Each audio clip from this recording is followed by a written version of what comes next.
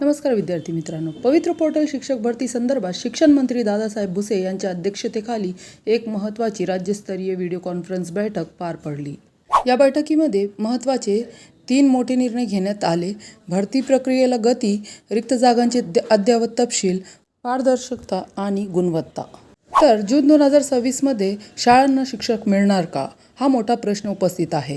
तसेच पदोन्नती प्रक्रिया तातडीने पूर्ण करून रिक्त पदे निश्चित करण्यावर भर देण्यात आलेला आहे।